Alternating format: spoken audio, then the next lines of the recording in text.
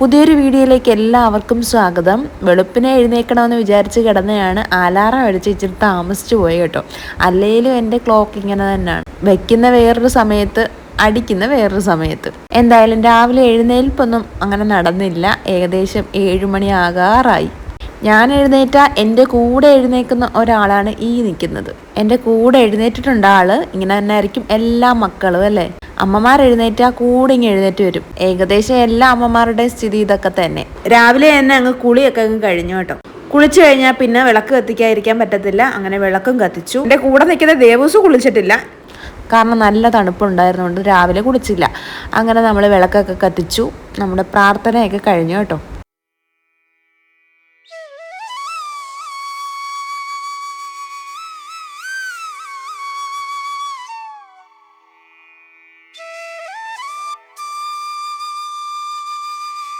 ഇനിയിപ്പോൾ നേരെ അടുക്കളയിലേക്കല്ലേ. അപ്പോൾ ഇനി ഇഡ്ഡലിയും സാമ്പാറും ഉണ്ടാക്കാം. ഇനിയിപ്പോൾ നമ്മുടെ ജനലും വാതിലും ഒക്കെ ഒന്ന് തുറന്നിടുക. നല്ല ശുദ്ധവായു കയറുമല്ലോ. അപ്പോൾ അതിന് വേണ്ടിയിട്ട് എല്ലാം തുറന്ന് മലത്തിയൊക്കെ ഞാൻ ഇടുവാണ്. രാവിലെ എഴുന്നേറ്റ് കഴിഞ്ഞാൽ പച്ചക്കറിക്ക് വെള്ളം ഒഴിച്ചില്ലെങ്കിൽ എനിക്കൊരു സമാധാനവും ഇല്ല. അപ്പോൾ ഞാൻ നേരെ നമ്മുടെ പച്ചക്കറിത്തോട്ടത്തിലോട്ട് പോയിട്ടുണ്ട്. നമ്മുടെ കുറച്ച് തക്കാളിയും ഒക്കെ നിൽപ്പുണ്ട്. അതൊക്കെ വെള്ളം ഒഴിക്കാതെ നിന്ന് കഴിഞ്ഞാൽ പിന്നെ നമ്മൾ വൈകുന്നേരം ആകുമ്പോഴത്തേക്കും അങ്ങ് വാടി തളർന്നങ്ങ് നിൽക്കും. അതുകൊണ്ട് രാവിലെ തന്നെ ഞാൻ പോയി അങ്ങ് വെള്ളം അങ്ങ് ഒഴിച്ചേക്കും. അപ്പോൾ വെള്ളമൊക്കെ ഒഴിച്ചു കൊടുത്തു. 2 നേരം നമ്മൾ വെള്ളം ഒഴിച്ചു കൊടുക്കുന്നുണ്ട് കേട്ടോ നമ്മുടെ തക്കാളിക്കൊക്കെ. അപ്പോൾ അത് കഴിഞ്ഞ് നമ്മൾ നേരെ അടുക്കളയിലൊക്കെ വന്നിട്ട് വീണ്ടും നമ്മുടെ കുറച്ച് ഉപ്പൊക്കെ ഇട്ട്, നമ്മുടെ മാവ് വെച്ചിട്ടുണ്ടായിരുന്നല്ലോ, അപ്പോൾ മാവിലേക്ക് കുറച്ച് ഉപ്പൊക്കെ ഇട്ട് കലക്കിയിട്ട് അത് നമുക്ക് അടുപ്പിലോട്ട് വെക്കണമല്ലോ. ആകെ ഒരു തട്ട് മാത്രമേ വേവിച്ചെടുക്കുന്നുള്ളൂ, വലിയ പാടൊന്നും ഇല്ലല്ലോ. എല്ലാത്തിലും അങ്ങോട്ട് ഒഴിച്ചെടുത്തിട്ട് നമ്മൾ നേരെ അടുപ്പിലോട്ട് വെക്കുവാണേ. ദോശയാകുമ്പോൾ ഇങ്ങനെ ചുട്ടിരിക്കണം. ഇഡലി ആകുമ്പോൾ ഒറ്റ വേവിനങ്ങ് വേവുകയും ചെയ്യും. അപ്പോൾ പിന്നെ നമുക്ക് ഇഡലി റെഡിയാക്കി എടുക്കാം അല്ലേ. ഇനിയിപ്പോൾ നമ്മുടെ അടുത്ത പരിപാടി എന്ന് പറഞ്ഞാൽ പച്ചക്കറി എടുത്ത് സാമ്പാർ വെക്കുക എന്നുള്ളതാണ്.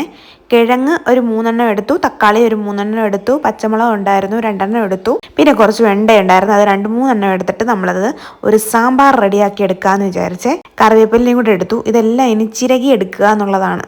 എല്ലാ നാട്ടിലും ഇങ്ങനെയാണോ പറയുന്നത് എനിക്കറിയത്തില്ലേ. ചിരണ്ടി എടുക്കുക എന്ന് പറയാം.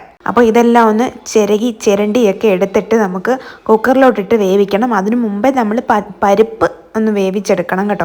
അപ്പോൾ പരിപ്പൊക്കെ നല്ല വൃത്തിയായിട്ട് കഴുകി നമുക്ക് അതും ഒന്ന് വേവിച്ചെടുക്കണം. അപ്പം ഞാൻ ഈ കിഴങ്ങരിയുന്നത് ഓർക്കുമ്പോൾ എനിക്ക് തോന്നുന്നത് ഇപ്പോൾ എല്ലാ പെണ്ണുങ്ങളും ഈ നമ്മുടെ കിഴങ്ങൊക്കെ ഇങ്ങനെ ചെത്തിയായിരിക്കും എടുക്കുന്നത്. ചിരകത്തില്ലായിരിക്കും ആരും അങ്ങനെ. തൊലി ചിരണ്ടി എടുക്കുക എന്ന് പറയത്തില്ലേ, അതൊക്കെ കുറവായിരിക്കും. ഞാനിപ്പോൾ ചെത്തിയൊക്കെയാണ് എടുക്കുന്നത് കേട്ടോ. അപ്പോൾ അതെന്താ വെച്ചാൽ പാട് കുറവാണല്ലോ. ചെത്തി എടുക്കുമ്പോൾ വലിയ പാടില്ലല്ലോ, ചിരകുമ്പോൾ കുറച്ച് പാടല്ലേ, അതുകൊണ്ടാണ് കേട്ടോ. അപ്പോൾ നമ്മളിതെല്ലാം കഴുകി വൃത്തിയാക്കി എടുത്തിട്ട് നമുക്ക് അടുപ്പിലേക്ക് നമ്മുടെ പരിപ്പ് വേവിച്ചെടുക്കാം. പരിപ്പ് വേകാൻ വെച്ചിരിക്കുന്ന സമയത്ത് നമുക്ക് നമ്മുടെ ഈ പച്ചക്കറിയൊക്കെ ഒന്ന് അരിഞ്ഞെടുക്കണമല്ലോ. അപ്പോൾ അതെല്ലാം ഒന്ന് പെട്ടെന്ന് ഞാൻ ഈ അരിയുന്ന കാണുമ്പോൾ എല്ലാവരും വിചാരിക്കും കണ്ടം മുണ്ട് അരിഞ്ഞിടുക എന്ന്. എന്തോ വയറ്റിലോട്ടല്ലേ പോകുന്നത്. പിന്നെ എന്തെങ്കിലും ആകട്ടെ, ഒരു സാമ്പാർ ഉണ്ടാക്കി എങ്ങനെയെങ്കിലും എടുക്കണമല്ലോ. സമയമില്ലാത്തതുകൊണ്ട് ഞാൻ പെട്ടെന്ന് എല്ലാം അങ്ങോട്ട് കണ്ടം മുണ്ടോ അരിഞ്ഞിടുവാണേ.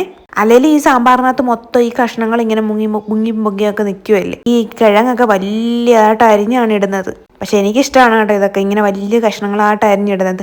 അപ്പോൾ അതെല്ലാം കൂടെ ഞാൻ അങ്ങോട്ട് മുറിച്ച് അങ്ങോട്ട് എടുത്തു. ഉള്ള പച്ചക്കറിയൊക്കെ എടുത്തു. ഇതെല്ലാം ഇനി നമുക്ക് അരിഞ്ഞ് വെച്ചേക്കാം. ഇനി നമുക്ക് കുക്കർ വേവിക്കണമല്ലോ. അപ്പോഴത്തേക്കും നമുക്കിനി ഇന്ന് ഉച്ചത്തേക്ക് കറി വേണമല്ലോ. അപ്പോൾ കറിക്ക് വേണ്ടിയിട്ട് കുറച്ച് നമ്മുടെ ഉണക്കമീനില്ലേ, മത്തി സീസൺ ഒരുപാട് വന്ന സമയത്ത് കുറേ മത്തി എടുത്ത് അമ്മ ഉണക്കിയായിരുന്നു. അപ്പോൾ ആ മത്തിയാണ് കേട്ടോ ഇത്. ആ മത്തി ഞാൻ കഴുകി വൃത്തിയാക്കിയിട്ട് അതിലേക്ക് മുളക് പൊടിയൊക്കെ ഇട്ട് വെച്ചിട്ടുണ്ടായിരുന്നേ. അപ്പോൾ ആ സമയത്ത് നമ്മുടെ ഇഡലി വെന്തിട്ടുണ്ടായിരുന്നു. ഇഡലി ഞാൻ എടുത്ത് വെച്ചിട്ടുണ്ട്. ഇനി നമുക്ക് നമ്മുടെ ചോറ് വെക്കണമല്ലോ. ചോറ് വെക്കാൻ വേണ്ടിയിട്ട് ഞാൻ അടുപ്പിലോട്ട് എടുത്ത് വെച്ചിട്ടുണ്ട്. അപ്പോൾ ചോറ് ആ സമയത്ത് ചോറിന് വെള്ളം വെച്ചിട്ടുണ്ട്. ഇനി നമുക്ക് അരിയൊക്കെ കഴുകിയിടണം. അപ്പോൾ നമുക്ക് ആ സമയത്ത് ബാക്കിയെല്ലാം റെഡിയാക്കി വെച്ചിട്ടുണ്ട് കേട്ടോ. നമ്മുടെ സാമ്പാറിനുള്ള എല്ലാം അരിഞ്ഞു വെച്ചിട്ടുണ്ട്. ഇനി നമുക്ക് ചോറ് വെക്കാൻ വേണ്ടിയിട്ട് അരി ഒന്ന് കഴുകി വൃത്തിയാക്കി എടുത്തിട്ട് അതങ്ങോട്ട് ഇട്ട് കൊടുക്കാം. സാധാരണ എപ്പോഴും ഈ അരി കഴുകിയ വെള്ളം ഞാൻ എടുത്ത് നമ്മുടെ തക്കാളിച്ചോട്ടിലോട്ടാണ് ഇട്ട് കൊടുക്കുന്നത്. ഇന്ന് എനിക്ക് തക്കാളിച്ചോട്ടിലോട്ട് പോകാനുള്ളൊരു സമയം സത്യം പറഞ്ഞാൽ ഇല്ലായിരുന്നു. പെട്ടെന്ന് എങ്ങനെയെങ്കിലും തീർക്കണമെന്നുള്ളൊരു പ്ലാനായിരുന്നു. കാരണം ദേവൂസ് എന്ന് പറഞ്ഞ ആൾ TV ഒന്നും കാണാതെ എൻ്റെ പുറകെ വാലേ നടക്കുവാണ്. അവൾ ബഹളം വെച്ച് കഴിഞ്ഞാൽ ഒന്നും നടക്കത്തില്ല, ഒരു ജോലി നടക്കത്തില്ല. അതുകൊണ്ട് തന്നെ ഞാൻ അങ്ങ് പെട്ടെന്നെല്ലാം റെഡിയാക്കി എടുക്കുമായിരുന്നു. സാധാരണ നമ്മുടെ അരി കഴുകിയ വെള്ളം ഒഴിക്കുന്നിടത്ത് ഒഴിച്ചിട്ടില്ലെന്ന് കേട്ടോ. നല്ല വളമാണ് നമ്മുടെ തക്കാളിക്കും പച്ചമുളകിനും ഒക്കെ. അപ്പോൾ നമ്മുടെ പാല് അടുപ്പത്ത് വെച്ചിട്ടുണ്ട് കേട്ടോ. ഇന്ന് ബൂസ്റ്റ് ഇട്ട ചായയാണ്. ദേവയ്ക്ക് ബൂസ്റ്റ് ഇട്ട ചായ വേണമെന്ന് പറഞ്ഞപ്പോൾ ഇന്ന് ബൂസ്റ്റ് ഇട്ടയാണ്. അങ്ങനെ തേയില അങ്ങനെ കൊടുക്കാറില്ല ഇപ്പം. അപ്പോൾ നമുക്കിനി നമ്മുടെ തക്കാളിക്കറി, അതായത് തക്കാളിക്കറി അല്ലല്ലോ, നമ്മുടെ ഉണക്കമീൻ കറിയാണ്. അപ്പോൾ ഉണക്കമീൻ കറിക്ക് ഞാൻ മാങ്ങ, പിന്നെ തക്കാളി, പിന്നെ പച്ചമുളക് ഇതെല്ലാം ഒന്ന് അരിഞ്ഞ് പറക്കി വെക്കുവാണേ. അപ്പം മാങ്ങ ഇടുമ്പോഴത്തേക്കും നമ്മൾ കുടംപുളി ഇടത്തില്ല കേട്ടോ. അപ്പോൾ മാങ്ങയും ഇപ്പം തക്കാളിയും തന്നെ നല്ല നല്ല പുളിയുണ്ട്. അപ്പോൾ പിന്നെ കുടംപുളിയുടെ ആവശ്യമൊന്നുമില്ല. നല്ലൊരു അടിപൊളി കറിയാണ്, നല്ല ടേസ്റ്റാണ് ഈ കറിക്ക്. അതിൻ്റെ ഇടയ്ക്ക് ഇവിടെ ഒരു കുരുത്തങ്കേട് കാണിച്ചുകൊണ്ട് ഒരാളിവിടെ അതിൻ്റെ മണ്ടയ്ക്കൊക്കെ വലിഞ്ഞ് കയറുന്നുണ്ട്. അതിനെയൊക്കെ താഴെ ഇറക്കിയിട്ട് പിന്നെ ഞാൻ സാമ്പാറിനുള്ള പരിപാടി നോക്കുവാണ്. സാമ്പാറിന് പരിപ്പ് വെന്തിട്ടുണ്ട്. ഇനി അതിലേക്ക് നമ്മുടെ പച്ചക്കറി എല്ലാം കൂടെ എടുത്തിടുക, ഇച്ചിരി വെള്ളം ഒഴിക്കുക, ഉപ്പിടുക, മഞ്ഞൾപ്പൊടി ഇടുക, കുക്കറിലോട്ട് വെക്കുക, കുക്കറിലോട്ടല്ല അടുപ്പിലോട്ട് വെക്കുക, വിസിലടുപ്പിക്കുക, വേകുക, അത്ര ഉള്ളേ.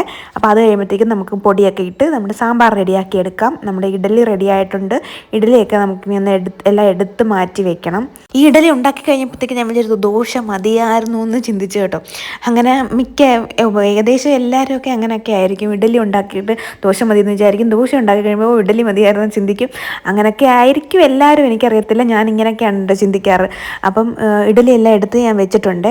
ഇന്ന് നമ്മുടെ കുക്കറിൽ സാധനം എടുത്ത് അടുപ്പി വെച്ചിട്ടില്ല, അപ്പോൾ അതും കൂടെ ഒന്ന് അടുപ്പി വെച്ചേക്കാം.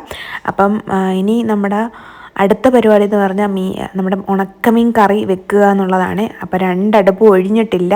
എല്ലാം കൂടെ ഇച്ചിരി പാടാണ് നമുക്ക് വെക്കാനായിട്ട്. എന്നാലും ഞാനൊരു 8:30 ആയപ്പോഴത്തേക്ക് എല്ലാം ഒപ്പിച്ച് കഴിഞ്ഞു കേട്ടോ. അപ്പം നമ്മുടെ ഈ മാങ്ങയും തക്കാളിയും പച്ചമുളകും എല്ലാം ഇച്ചിരി ഉപ്പും ഇച്ചിരി വെള്ളവും ചേർത്ത് നമ്മുടെ ചട്ടിയിലോട്ട് വെച്ച് കൊടുത്തു. എന്നിട്ട് നന്നായിട്ടൊന്ന് വേകട്ടെ. ആ സമയത്ത് നമ്മുടെ ബൂസ്റ്റ് ഇട്ട പാല് റെഡിയാക്കണമല്ലോ, അതങ്ങോട്ട് ഇട്ട് കൊടുക്കുക. ഇപ്പം ഈ തട്ടുന്ന കാണുമ്പോൾ ഇത് വിചാരിക്കും, അയ്യോ ഈ പെണ്ണെന്തോ ഈ കാണിക്കുന്നത്, തട്ടി താഴെ ഇടുവാണല്ലോ മൊത്തം, എല്ലാം കൂടെ വീഴത്തില്ലേന്ന്. എനിക്കത് ശീലമാണ് കേട്ടോ. ഞാനിങ്ങനെ തട്ടി ഏകദേശം എനിക്കൊരളവ് അറിയാം, അതങ്ങനെ തട്ടി അതൊക്കെ എല്ലാവർക്കും അങ്ങനെയൊക്കെ ആയിരിക്കും. അപ്പം ഈ സമയത്ത് ദേവക്കുട്ടി ഇരുന്ന് ഇഡലിയും സോസും കൂടെ കഴിക്കുവാണ്. അപ്പം ഞാനുള്ള വഴക്ക് പറയുകയാണ് സോസ് കൂടുതലായിട്ട് കഴിക്കുന്നതിന് കേട്ടോ. അപ്പോൾ കൊടുക്കാതിരിക്കാൻ, ഇവിടെ കിടന്ന് കരയുമ്പോൾ പിന്നെ നമ്മൾ എന്ത് ചെയ്യും, നമുക്ക് വേറെ വഴിയില്ലല്ലോ. ഇങ്ങനെ കിടന്ന് വാശി പിടിച്ച് കരയുമ്പോഴത്തേക്ക് എന്തെങ്കിലും ആകട്ടെ എന്ന് വിചാരിച്ച് നമ്മൾ കൊടുക്കുന്നതാണ്. ഇനി നമുക്ക് നമ്മുടെ ഉണക്കമീൻ കറി റെഡിയാക്കി എടുക്കണമെങ്കിൽ തേങ്ങ ചിരകണം. തേങ്ങയൊക്കെ ചിരകി കഴിഞ്ഞിട്ട് നമുക്ക് അതിലോട്ട് മുളക് പൊടിയും മഞ്ഞൾപ്പൊടിയും ഇട്ട് അരച്ചെടുക്കണം. ഒത്തിരി മുളക് പൊടി ഇടരുത് കേട്ടോ. ഞാനിവിടെ കാശ്മീരി മുളക് പൊടിയാണ് ചേർക്കുന്നത്.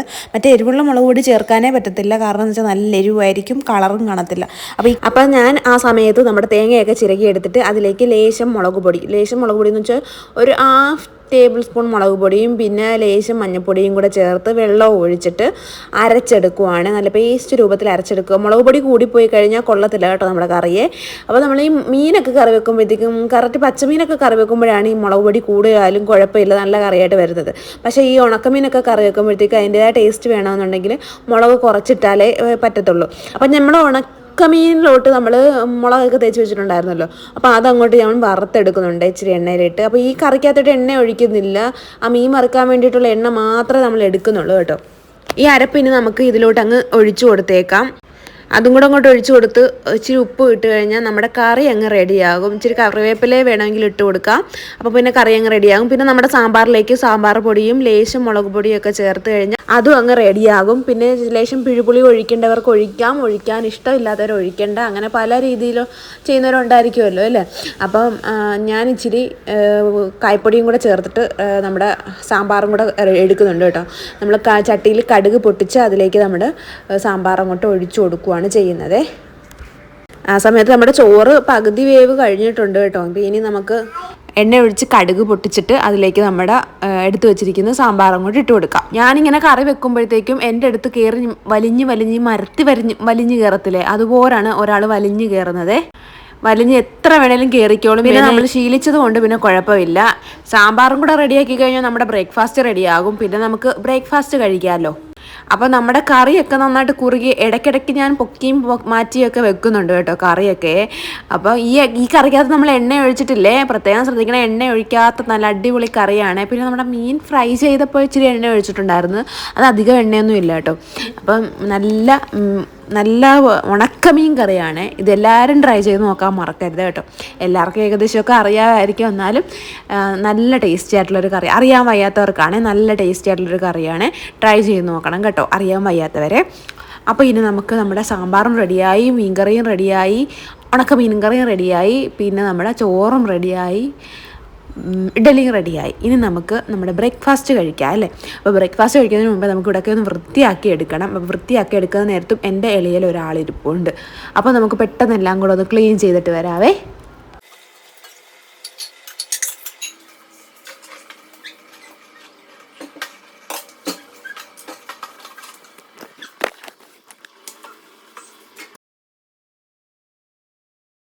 എളിയിൽ മാറാതെ ഒരാളിങ്ങനെ നിൽപ്പുണ്ട്. ഞാൻ ചെയ്യുന്ന എല്ലാം നോക്കിക്കൊണ്ടിരിക്കാനാണ് അയാളുടെ ഇപ്പോഴത്തെ പണി. അപ്പോൾ ഈ ജോലിയെല്ലാം കഴിഞ്ഞ് കഴിഞ്ഞാൽ ഞാനും ദേവക്കുട്ടിയും കൂടെ കുറച്ച് നേരം ഇരുന്ന് പഠിക്കും. അങ്ങനെ കുറച്ച് നേരമൊക്കെ ഇരുന്ന് ഞാനും ദേവക്കുട്ടിയും കൂടി ഇരുന്ന് പഠിച്ച് കഴിയുമ്പോഴത്തേക്കും ഏകദേശം 9:30 ആകും. തൂത്തൊക്കെ വാരി ഇനി തുടയ്ക്കണം. തുടയ്ക്കുന്നതിന് മുമ്പേ നമുക്ക് ബ്രേക്ക്ഫാസ്റ്റ് കഴിക്കാമെന്ന് വിചാരിച്ചു. അപ്പോൾ ഇനി നമുക്ക് ബ്രേക്ക്ഫാസ്റ്റിലോട്ട് കിടക്കാം. അധികം ഇഡലിയൊന്നും ഉണ്ടാക്കിയിട്ടില്ല കേട്ടോ. ഞാനും ദേവക്കുട്ടി മാത്രം ഉള്ളതുകൊണ്ട് ഒത്തിരി ഇഡലിയൊന്നും ഉണ്ടാക്കിയില്ല. ഇഡലി ഉണ്ടാക്കി കഴിഞ്ഞപ്പോഴാണ് വിചാരിച്ചു ദോശ മതിയായിരുന്നെന്ന് ചിന്തിച്ചത്. ഏകദേശം എല്ലാവർക്കും ഇഡലിയെക്കാട്ടിലും ഇഷ്ടം ദോശ തന്നെ ആയിരിക്കും. കാരണം ഈ മൊരി ഇരിക്കുന്ന ആഹാരത്തോടായിരിക്കുമല്ലോ എല്ലാവർക്കും പ്രിയം. പക്ഷെ ആവി കൊണ്ട ആഹാരങ്ങൾക്കാണ് ഗുണവും രുചിയും എന്ന് പറഞ്ഞും കേട്ടിട്ടുണ്ട്. അതിന് നമുക്ക് ഇപ്പോൾ എണ്ണ ഒഴിച്ച് നമ്മുടെ ദോശയാകുമ്പോൾ നമുക്കിപ്പോൾ എണ്ണ ഒഴിക്കണം.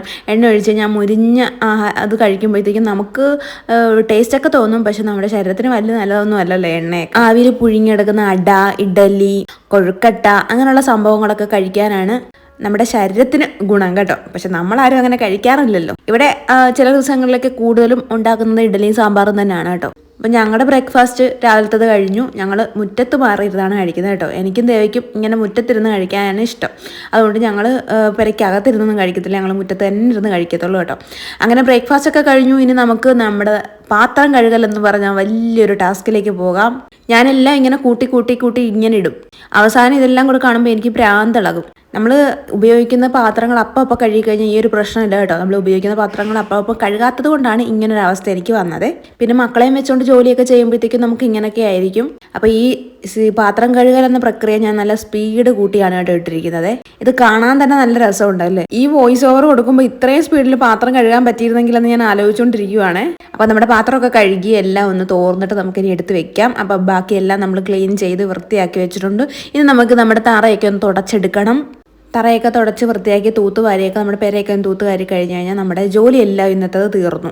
ഞങ്ങളുടെ ഈ പൈപ്പിന് ഇച്ചിരി കൂടെ നീളം വേണ്ടതായിരുന്നു. നീളമില്ലാത്തത് കൊണ്ട് തന്നെ വെള്ളമെല്ലാം ഇങ്ങനെ സൈഡിൽ കൂടെ അങ്ങോട്ട് പോവുകയാണ്. അതുകൊണ്ട് ഈ വൈപ്പറിൻ്റെ ഉപയോഗം എപ്പോഴും വേണം. അപ്പോൾ നമ്മുടെ ക്ലീനിങ് എല്ലാം കഴിയാറായി. നമുക്ക് തൂത്തുവാരി ഇനി കുറച്ച് വേസ്റ്റൊക്കെ നമുക്ക് വെളിയിൽ കൊണ്ട് കളയാനുണ്ട്. അപ്പോൾ ഞാൻ തറ തുടച്ച് കഴിഞ്ഞിട്ട് അതിനകത്ത് മണം വരാൻ വേണ്ടിയിട്ട് നമ്മുടെ അടുക്കളയിലൊക്കെ ഇച്ചിരി നല്ല അടിപൊളി സ്മെല്ല് വരാൻ വേണ്ടിയിട്ട് കംഫർട്ടാണ് കേട്ടോ ഉപയോഗിക്കുന്നത്. കംഫർട്ട് ഇച്ചിരി വെള്ളത്തിൽ ഒഴിച്ചിട്ട് ഞാൻ അവിടെ കൊണ്ട് തളിച്ചിട്ട് ഞാൻ തുടയ്ക്കും. അപ്പോഴത്തേക്കും നല്ല മണമായിരിക്കും നമ്മുടെ അടുക്കളയിൽ മാത്രമല്ല ഞാൻ പെരയ്ക്കകത്ത് എല്ലാം ഞാൻ ഒഴിച്ച് തുടയ്ക്കാറുണ്ട് കേട്ടോ. കാരണം നല്ല മണമാണ് ഈ സാധനത്തിന്. അതുകൊണ്ട് ഞാൻ ഇതാണ് ഉപയോഗിക്കുന്നത് കേട്ടോ. ഇപ്പോൾ എല്ലാവരും പറയും ഇത് നമ്മുടെ തുണി കഴുകാൻ ഉപയോഗിക്കുന്നതല്ലേ, ഇതെന്തിനാ തറ തുടയ്ക്കുന്നതെന്ന്. പക്ഷെ ഇത് മണം വരാൻ, തറയൊക്കെ തുടച്ച് കഴിഞ്ഞിട്ട് മണം വരാൻ വേണ്ടിയിട്ട് മാത്രമാണ് കേട്ടോ ഇത് ഉപയോഗിക്കുന്നത്.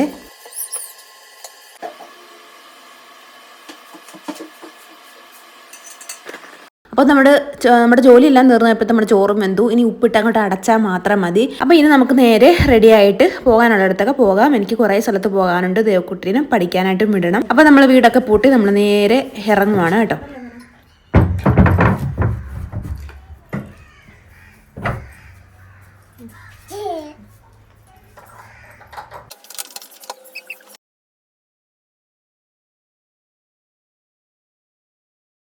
അപ്പോൾ ഇന്നത്തെ നമ്മുടെ വീഡിയോ ഇത്രയേ ഉള്ളൂ. ഇഷ്ടപ്പെട്ടെങ്കിൽ ലൈക്ക് ചെയ്യാൻ മറക്കരുത്. ടാറ്റാ.